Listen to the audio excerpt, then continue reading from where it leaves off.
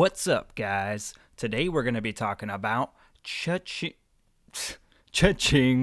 Lowtown by Daniel Polansky. What a way to start the video. So anyway, guys, earlier this year I read The Builders by Daniel Polansky, and I fucking loved it. I thought it was cool. Obviously, it was a novella, it was short, and there were problems, but it definitely encouraged me to try to check out more of the author's work. And what better place to start than with his debut novel, Lowtown.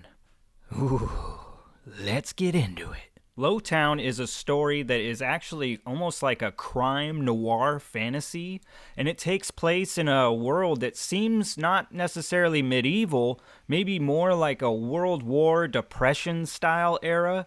It's very fascinating. Essentially what happens is here we're following the main character. It's told through first person, so we will follow the warden. He is an ex-cop turned drug dealer who has basically kind of carved out a chunk of land here in the city of Regis. Now, this little chunk of land is known as Lowtown. It's basically the seediest part here of Regis. So the warden doesn't waste any time with the reader establishing his voice.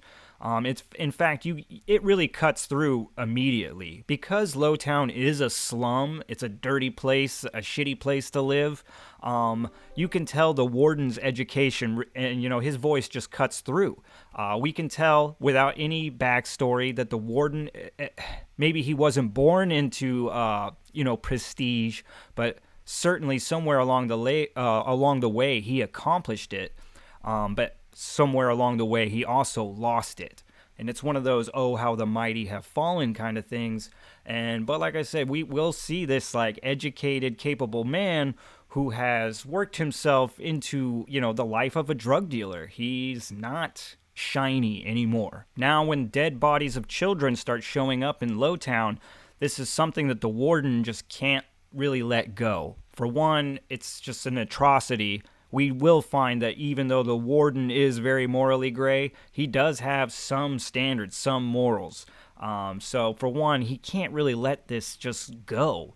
And on top of that, though, he's also trying to just keep himself from being implicated in these murders. The warden's investigation is not necessarily a straightforward one, though it could be, but it seems to kind of get mixed up and tangled in magic, old friends, old enemies, amongst other things. So one of the first things I want to get into with this book is the pacing, because the pacing is just on point.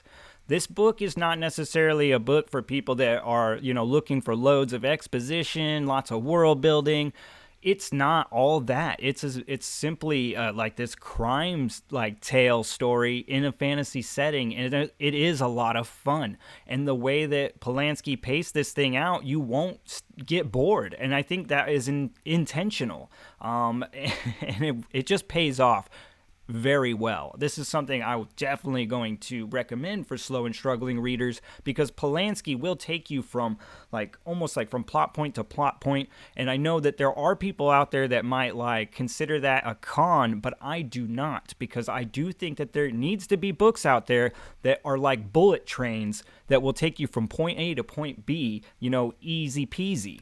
This stuff, struggling readers need books like this. And there's also nothing wrong with it as well. I know that some people might start to beat it up because it doesn't have this epicness and all that exposition that a lot of fantasy stories have, but because it doesn't have that, it keeps your attention and pushes you forward at a rapid rate that is enjoyable. Kind of segueing off of this, I would like to get into Polanski's writing style, because honestly, this is something that kind of goes into that pacing where, he doesn't throw all that exposition at you. Like I said, he really just delivers the story, but it's not lacking details. In fact, this style actually reminds me a lot of Mark Lawrence, and I would say fans of Prince of Thorns or Priest of Bones are really going to dig this style. But there are times where Polansky really does these subtle, nuanced parts of storytelling. Specifically when it came to the drugs in this, the drug use in this book, it was the casual nature in which the characters consume or just go about doing drugs. was very realistic. And like I said, it's not something that's like being slammed up in your face. It's all subtle, like in being like, like sewed into it all throughout.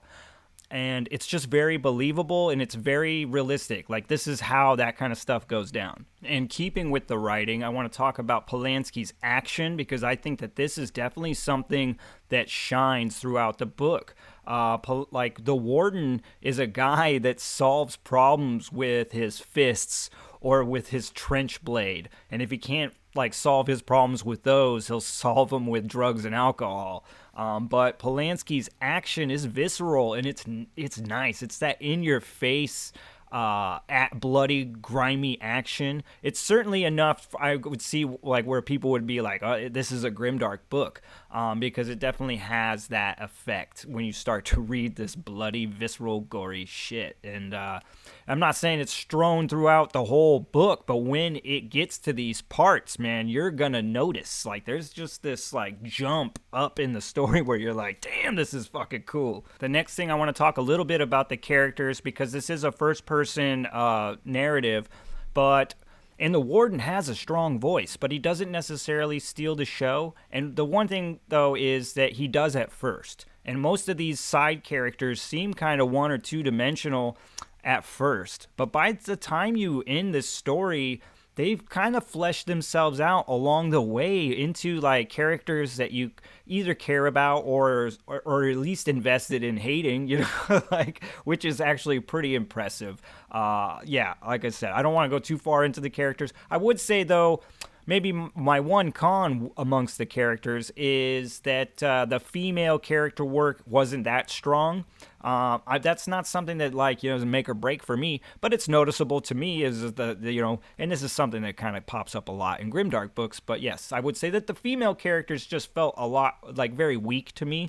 But that's subjective. The world building and the magic in the book are not going to be gone into depth.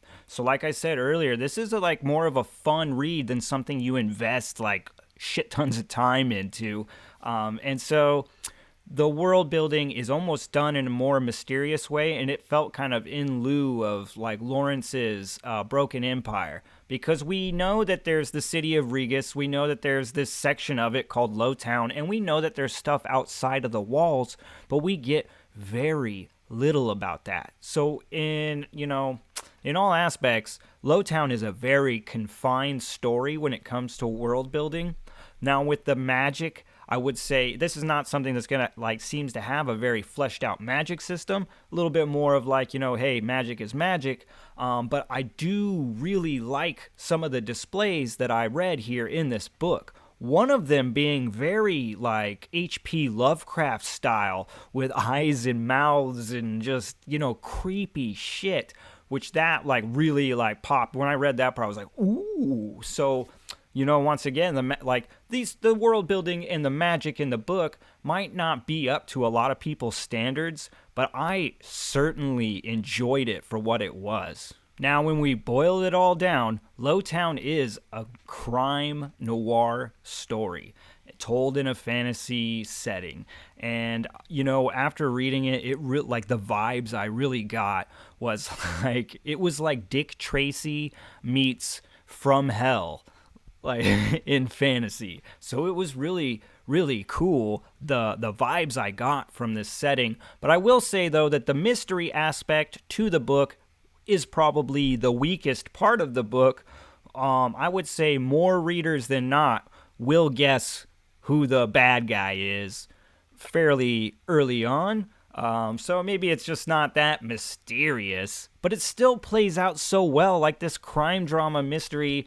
It really kind of brought me back to something that I just kind of forgot that was out there. And honestly, I could read one of these books a month. I don't know how much, how far Daniel Polanski is pushing into this series. But for what it is, this crime, fantasy crime series, dude, I'm so on board, and I hope that he pumps out fucking 100 of these things. Now, as far as my 2 cents for the slow and the struggling, if you were listening earlier, this one is for you. In fact, this is one of those books I would suggest people starting out with, either in just for like grimdark for tone, or just if you're struggling and you're trying to find something that you can kind of grasp and get into. The tone, for one, being that it's not going to be as dark and dastardly as something as like Prince of Thorns, which I still recommend to people. But the thing is that it's got that same pacing as Prince of Thorns. Both those books will bring you from point A to point B with no hassle. These books are designed to suck you in and bring you through the story, no hurdles. And that's what this one will do. So by all means, it's worth your time. Pick it on up, slow or struggling. All right, guys. As always, thanks for spending some time down here at the channel. And to Daniel Polanski, akadoosh, 2 thumbs up. I can't wait to get into the next book. I know that there's 2 other books out there in that Lowtown series. And, sir, you have my attention. Not everything has to be gigantic and all amazing to get this guy's attention. This one's aces for me, so thank you, sir. All right, guys, I gotta get out of here. So if you're new, please like and subscribe. It definitely helps me grow this channel. And as always, peace.